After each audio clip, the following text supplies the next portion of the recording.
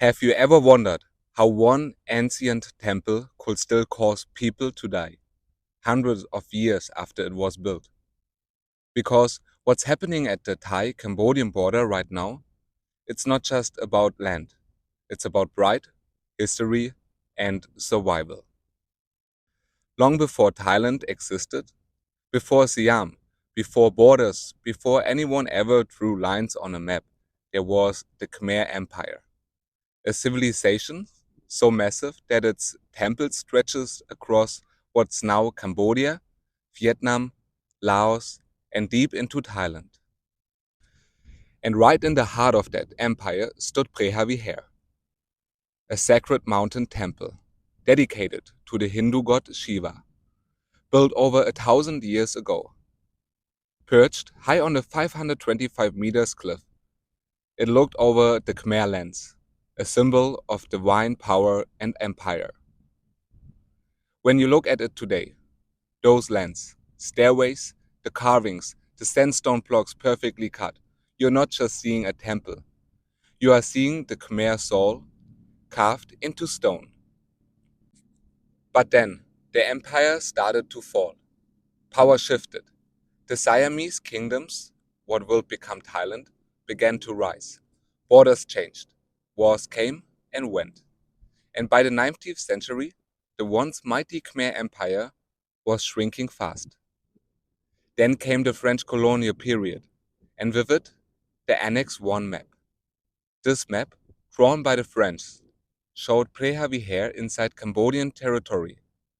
Thailand, back then still Siam, accepted it at first, but decades later, when Cambodia became independent again, the conflict began again. Because the temple sat right on the border, but the only road back then, it was from the Thai side. So both countries claimed it. In 1962, Cambodia took the dispute to the International Court of Justice, the ICJ. After years of arguments, the court made its decision, based heavily on the Annex I maps. Preah Vihear belongs to Cambodia. But again, Thailand never fully accepted it. They said, okay, maybe the temple itself belongs to Cambodia, but the land around it, that's still our land, that's still Thailand.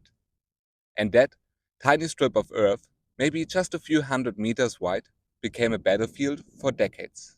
Fast forward to the 2000s. UNESCO declared Preah Vihear a World Heritage Site, a moment of pride for Cambodia. But for many in Thailand, it felt again like a loss. Protest erupted. Nationalists demanded the temple back. Border tensions escalated. And by 2011, the area turned into a war zone again. Gunshots, airstrikes, soldiers killed on both sides.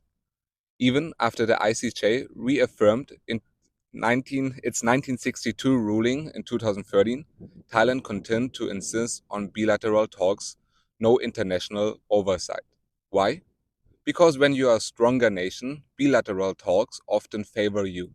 Cambodia, smaller and poorer, kept saying, no, we want this settled legally, in front of the world.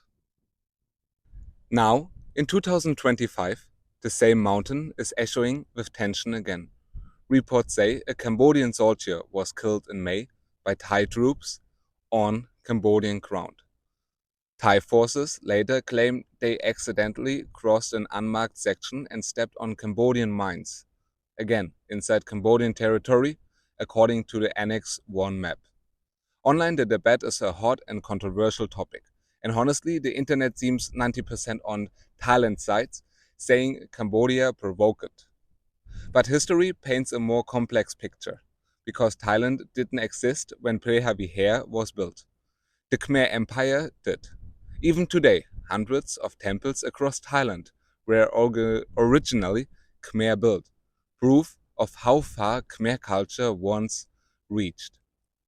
So maybe this isn't just about land, maybe it's about identity and who gets to claim the legacy of Southeast Asia's greatest empire. And for Cambodia, that identity has been tested again and again, not just by foreign powers, but by their own past as well. Only a few decades ago, the Khmer Rouge regime wiped out nearly 2 million Cambodians, monks, teachers, artists, entire families. Temples were destroyed, culture nearly erased. When a country loses so much of its soul, what remains become sacred. That's why Preah Vihear means more than politics. It's a symbol of everything Cambodia managed to keep alive. Today, Cambodia is rising again. Fast. New airports in Phnom Penh and in Siem Reap. New infrastructure. Modern skylines. You feel this energy of rebuilding, of reclaiming pride. But this conflict at the border, it still hangs in the air, like a ghost of old empires refusing to rest. And maybe both sides, Thai and Cambodian, need to realize that this fight isn't really over a mountain, it's over memory, over who gets to tell the story of the past. So maybe the real question isn't who owns Preah Vihear, but who truly understands what it stands for. I'm not saying Thailand is evil or Cambodian is innocent. Both sides made mistakes. But if you look at the whole picture, the maps, the court rulings, the history, it's hard to not see why Cambodians feel this temple is theirs, in blood and in spirit. And after living nearly 3 years in Cambodia myself, I understand why this matters so deeply. It's not about power, it's about dignity, about holding onto something ancient that survived everything. So, what do you think? Should the temple belong to Cambodia or to Thailand?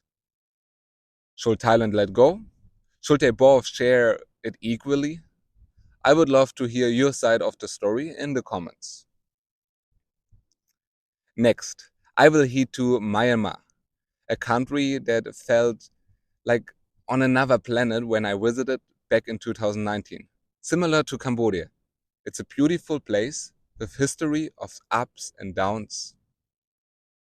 So if you want to keep exploring Southeast Asia with me, then hit that subscribe button, like the video, and see you in the next one when we talk about Myanmar. And with this, let's live, move, and grow physically, mentally, and culturally all together. Bye bye. Have a great day.